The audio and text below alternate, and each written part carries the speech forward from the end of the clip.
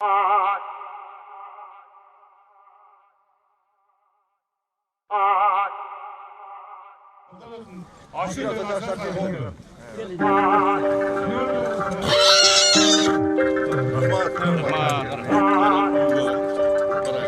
atilenin arvağa koldap şunday eredege jetkenime men öte jaratkanga razımın. Oşonda ele men uşul 3 kız bir ulum var, Muhammed Ali'ge arnap Kırgız'ın kada saltı, ürp adatı var eken uşul bir at üstünde ödep durup bir jakşı merek ötközüp. Muhammed Ali şu Muhammed Ali'nin ulum ömrün bersin. Ata-enesi menen tuğan urummen eli yurtman amman. Şu kızdan tapmanı nasip kılıp eli yurtumundan dastarkanı daima toylarına toy olasın oğlum. Kayratından canmağan, kalın eldi barktağan. Egemendikti ençilen ömrüm bergen bizgen kançadan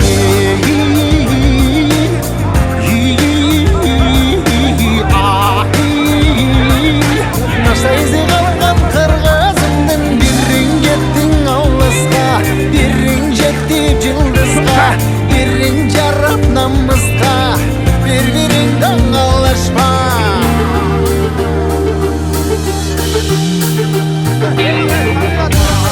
Arnağan kanan ey, yerim içinde öçmüş semgekti.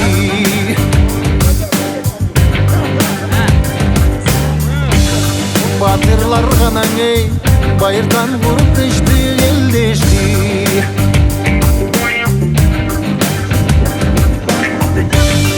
Namısın büyük saktağın el, dövüşünü bıkırken yürekti.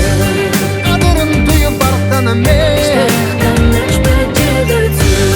hayratından can bağan, kalın eldi barktağın. Egemendikti ençile ömrüm bergen bizgen kançadan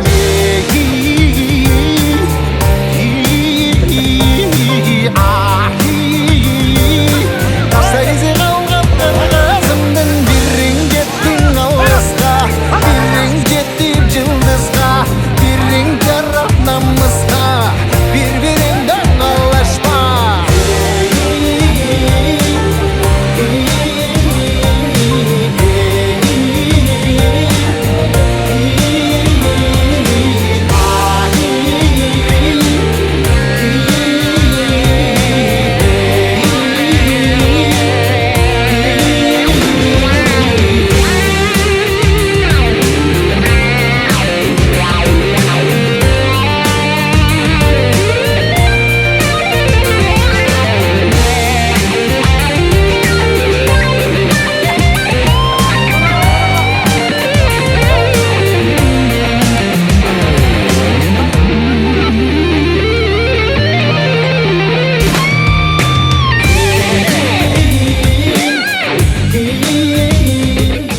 Kırgız eliniz var olsun.